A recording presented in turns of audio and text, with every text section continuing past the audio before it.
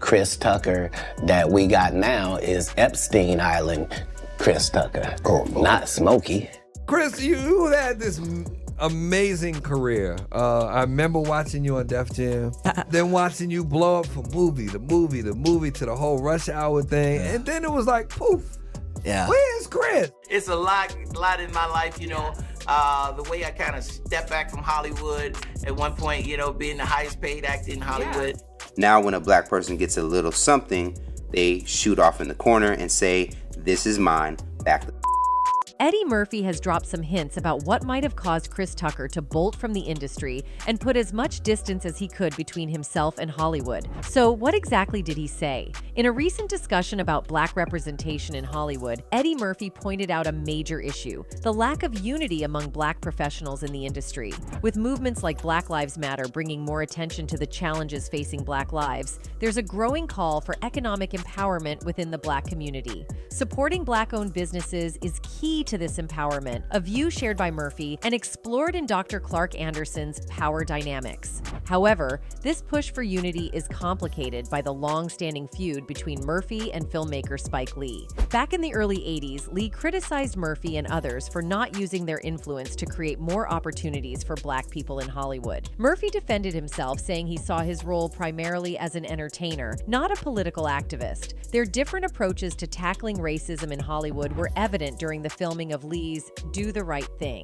Murphy visited the set but kept a distance. Despite their public disagreements, the two eventually had a deeper conversation about their views. Lee encouraged Murphy to see the power he had in the industry and how it could be used to drive significant change. Murphy's thoughts on the lack of unity among black people in Hollywood highlight a problem rooted in historical oppression. He believes this disunity stems from a legacy of division enforced by external forces. Efforts to create alliances like the Black Pac initiative in the late 80s have struggled to succeed. The industry relies on our disunity, Murphy expressed. They've instilled this fear in us, this fear of losing what little we have. But it's time to challenge that fear. The failure of initiatives like the Black Pac underscores the challenges inherent in mobilizing black professionals in Hollywood, Murphy remarked. We've been conditioned to compete rather than collaborate. Many black actors have faced the negative effects of Hollywood's divisive atmosphere, one of them being Chris Tucker. Chris Tucker was once the highest paid actor in Hollywood. According to Celebrity Net Worth, in total, Chris earned at least $50 million from his work in the Rush Hour franchise alone, roughly $65 million after adjusting for inflation. Additionally, Tucker allegedly knew everything about anyone. He knows everybody.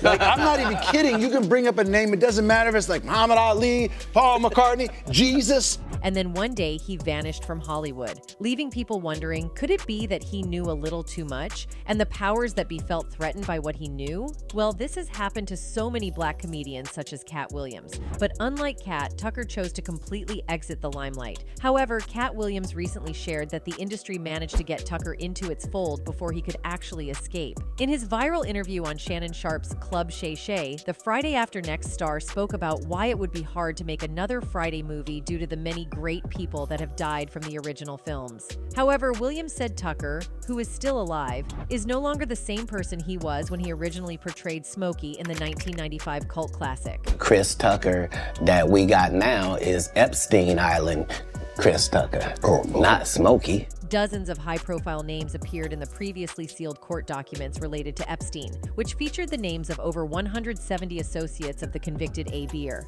Epstein, who pleaded guilty to 2 state charges of soliciting pee from young people in Florida, ran an illegal pyramid scheme at Little St. James, a small private island he owned in the United States Virgin Islands. He died by suicide at 66 in his Manhattan jail cell in August 2019 as he awaited trial on these charges. Tucker previously admitted that he traveled with Epstein. In 2002, the comedian Epstein, former President Bill Clinton, and disgraced actor Kevin Spacey spent a week touring AIDS project sites in South Africa on Epstein's plane for the Clinton Foundation. The trip was mentioned in newly unsealed court documents obtained by Page Six. However, the Rush Hour actor revealed in a 2021 interview with All Urban Central that he didn't know he was on the S-offender's private plane. That was a humanitarian trip to Africa, and I met Epstein on that trip because it was his plane. I didn't know who plane we was getting on, but it was a whole bunch of dignitary people who was with us. I met him, and you don't know people and what they do in their private lives. Chris Tucker's appearance on the Epstein Island list sent shockwaves through his fan base, casting a shadow over his public persona as a beloved comedic actor.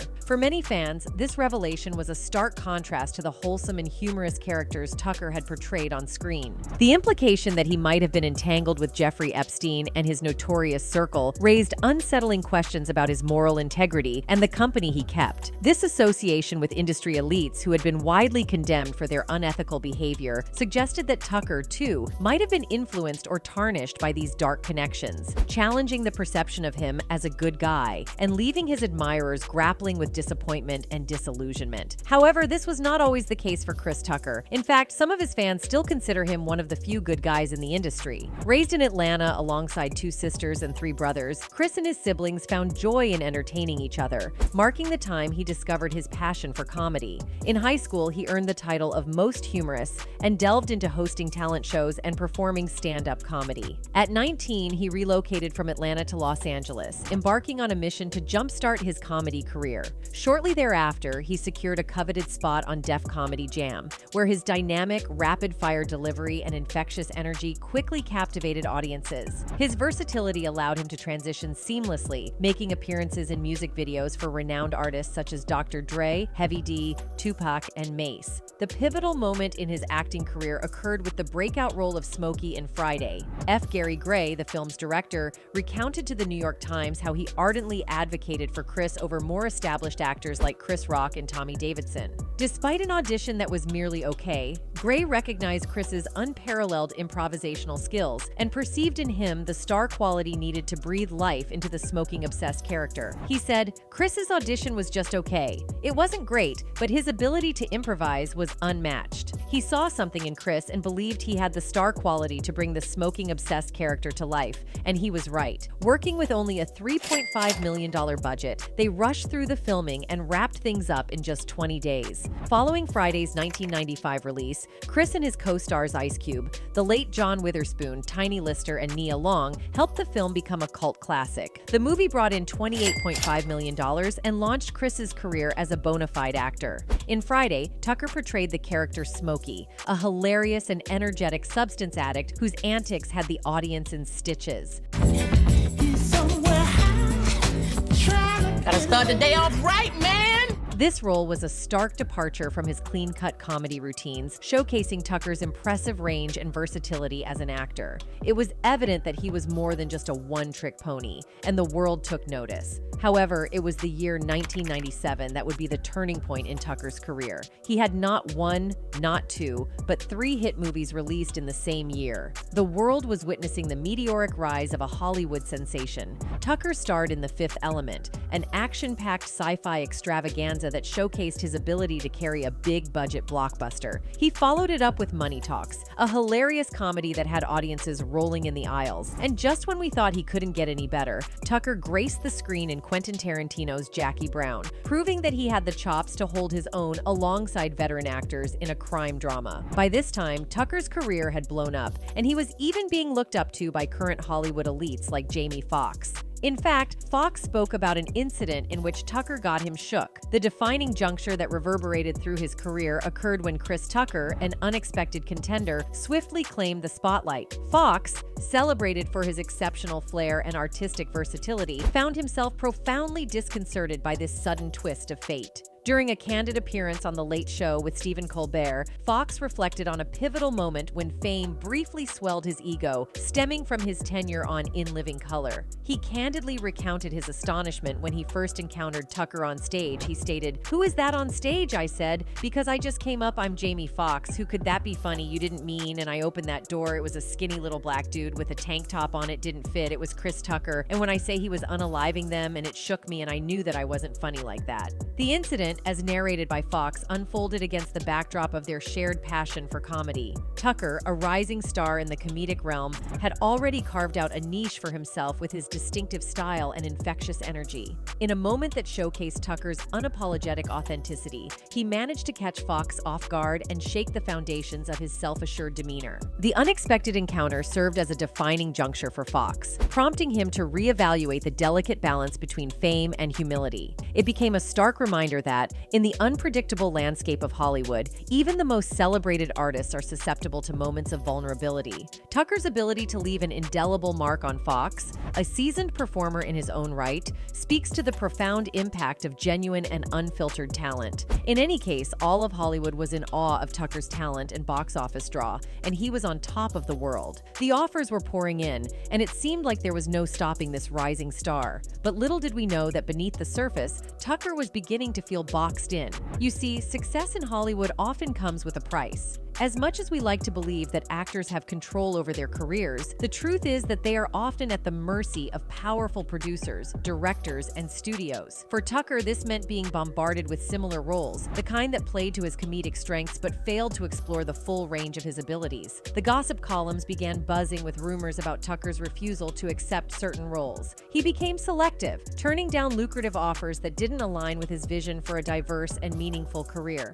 Some industry insiders labeled him as picky, while others saw it as a rebellion against being typecast. As the years went by, Tucker's absence from the big screen only fueled the gossip mill. Yes, he made a few sporadic appearances, hosting award shows and releasing a stand-up special on Netflix, but it wasn't enough to quell the whispers. Fans wondered if he was planning a grand comeback, while critics questioned if he had lost his star power. In truth, Tucker was playing a dangerous game in an industry notorious for being fickle. Hollywood had a long-standing history of pigeonholing black artists into stereotypical roles, perpetuating racial biases and limiting opportunities for authentic representation. It was as if they couldn't see beyond the color of his skin, denying him the chance to showcase the full extent of his talent. Typecasting was another weapon Hollywood used to keep Tucker in a box. They kept offering him roles that played on racial stereotypes, making him this exaggerated, hyperbolic, and loud character. It was like they were stuck in a time warp, refusing to let him evolve as an actor and grow beyond the confines of these limiting roles. Beyond the limitations of typecasting, Hollywood's penchant for dominance is evident in its preference for actors who conform to its established standards. Chris Tucker, a celebrated actor known for his role in the Rush Hour trilogy, experienced the apex of success in his career. However, feeling constrained by the industry's limitations, he made a conscious decision to step back. Reflecting on his retreat from Hollywood, Tucker expressed a desire for more than the perceived ceiling of success. He sought a broader perspective on life by engaging in personal experiences, global travel, and humanitarian endeavors. In an interview with My Classics ATL, Tucker emphasized that his aspirations extended beyond personal accolades, highlighting the importance of becoming someone who contributes positively to the world. At the time, many questioned why a highly paid actor would voluntarily step away from such a privileged life. The answer lies in Tucker's yearning for freedom from Hollywood's control. The entertainment industry is notorious for dictating not only an actor's career trajectory, but also influencing their personal choices, including how they dress and behave. Hollywood's inclination to exercise authority over its performers was a force that Tucker actively resisted. He chose a path of independence, rejecting the industry's constraints on individual expression. For him, the decision to step back was a deliberate choice to break free from the pervasive control exerted by Hollywood and pursue a more authentic and liberated existence. Additionally, there was also the issue of emasculation faced by young black artists in Hollywood. Emasculation refers to the undermining of one's masculinity, often through ridicule, degradation, or infantilization.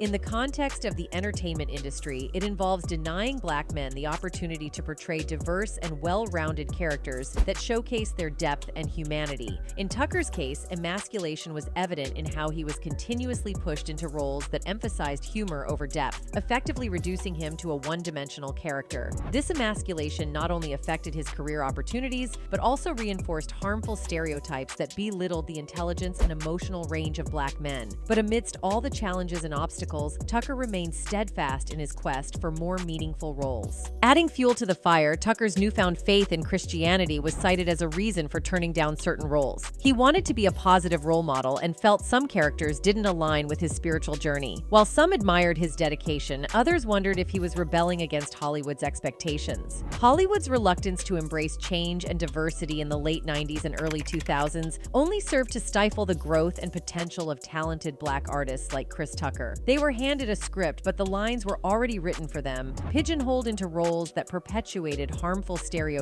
and failed to explore the full spectrum of their abilities. These talented artists had little control over their careers. The power dynamics in Hollywood left them at the mercy of decision-makers who didn't always have their best interests at heart. It was like they were puppets, and the strings were being pulled by others. No wonder they couldn't break free from those stifling roles. Anyway, after taking a hiatus from Hollywood, Chris Tucker's life became a mess. In April 2005, the actor's life took a dramatic turn when he was pulled over in Georgia for driving his Bentley at a staggering 109 miles per hour on the interstate. The situation escalated as he faced charges of reckless driving and fleeing to elude, stemming from his failure to pull over for state troopers immediately. Tucker asserted that he hadn't seen the trooper or heard the sirens during the ensuing 10-mile chase. The surprising reason for his high-speed escapade was his alleged attempt to reach his 11 a.m. church service in South Carolina. Ultimately, he pleaded guilty to the charges, accepting a fine of $6,999. As reported by Today.com.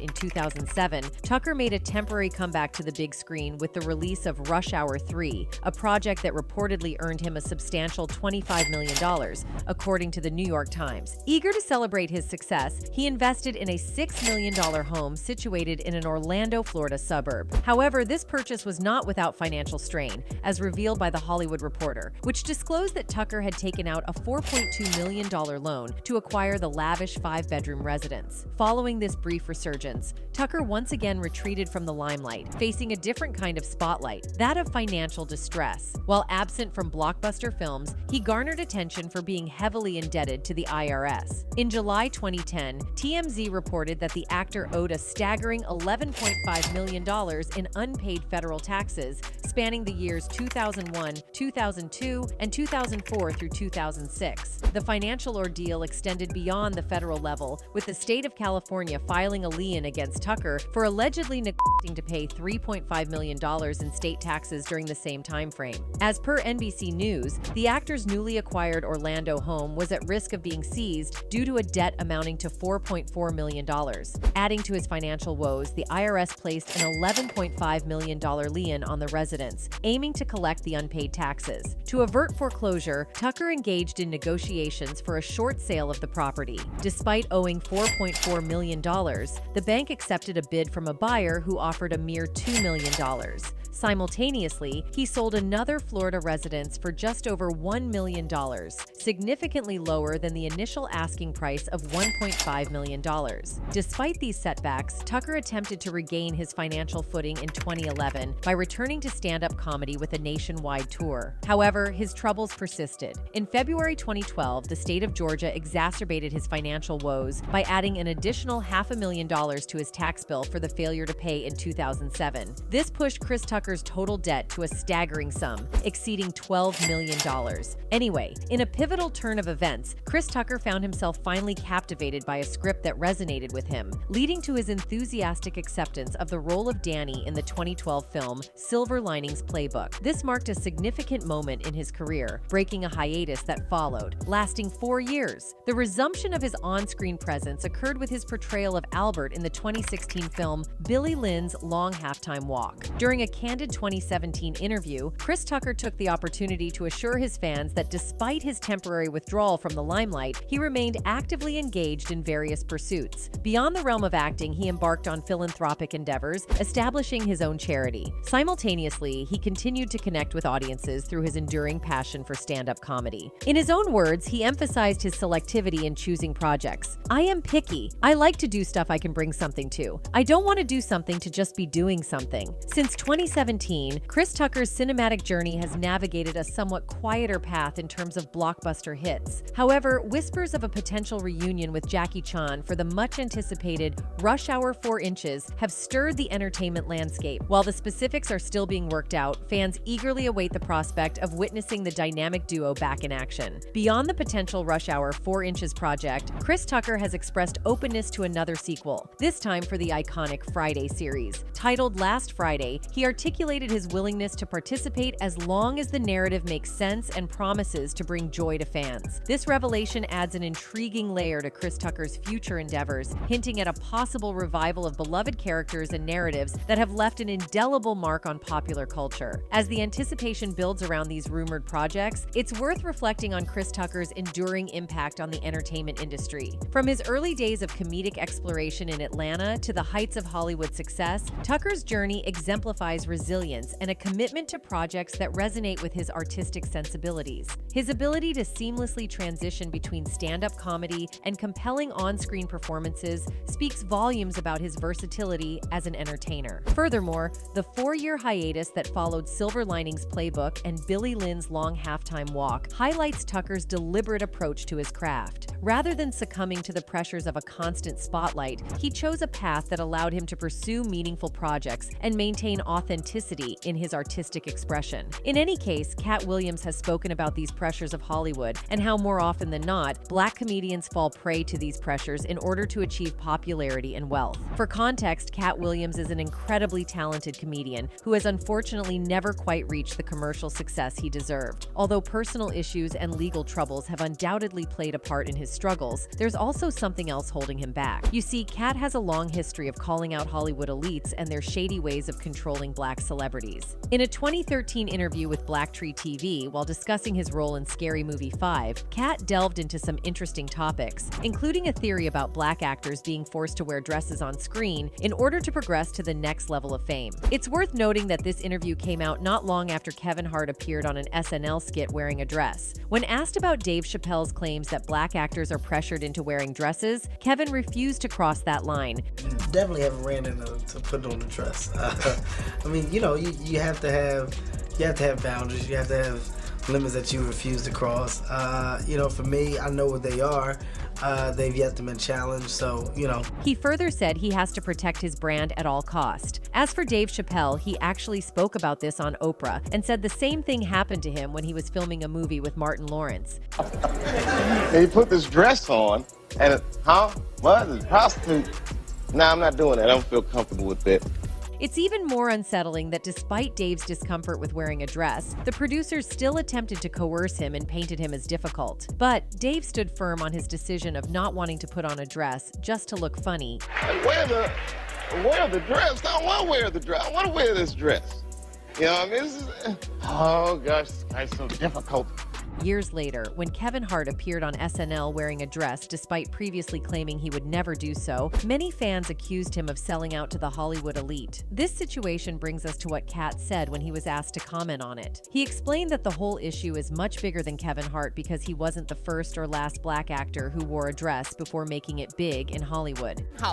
Kevin doesn't have to worry about what people are going to say about him wearing a dress because of the long line of dress-wearing people before him. So now we have Big Mama's house 1, 2, and 3. According to Cat, the elites' next target was Kevin Hart. Now I'm saying, why are we picking on poor little Kevin Hart? Because it was his turn next. After Kevin Hart wore a dress on SNL, his career skyrocketed, landing him lead roles in blockbuster movies and filling up arenas. It's worth noting that both Cat Williams and Dave Chappelle are undeniably successful comedians, but they don't have the same level of mainstream success as Kevin. Cat Williams even spoke out about the dark side of Hollywood, claiming that the industry's elites control Black celebrities through some shady practices. According to Williams, he and Dave Chappelle refused to join the Illuminati or let the elites control them, which may have contributed to their lack of mainstream success compared to Hart.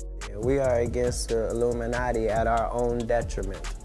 When people are against the Illuminati, then they get punched in the face all the time. The press hates them, and nobody likes them. Cat also admitted that he was naive at first and didn't fully comprehend the risk of speaking out against the powerful individuals in the industry. He had to learn the hard way and experience countless setbacks before he truly understood the magnitude of who he was up against. It stung a million times. I didn't understand that. They had to sting me a million times. I'm still not going to join. You may already be aware that Cat Williams' reputation has been tarnished by the mainstream media. While it's true that he has had a few public incidents, the tabloids have often sensationalized and exaggerated the stories to make him appear unstable. Now, if you're wondering why he never bothered to defend himself, Cat revealed that he stopped trying to fight the tabloids because he learned the hard way that going against them and exposing those who control the media can be a dangerous game that could cost you your life. In any case, fans are happy that Tucker managed to move past Hollywood's desire to control and pigeonhole him. I'm glad that he didn't conform to Hollyweird standards, and I give him a salute for making an exit from all those evils that be, one fan commented. Anyway, that's it for this video, folks. Bye.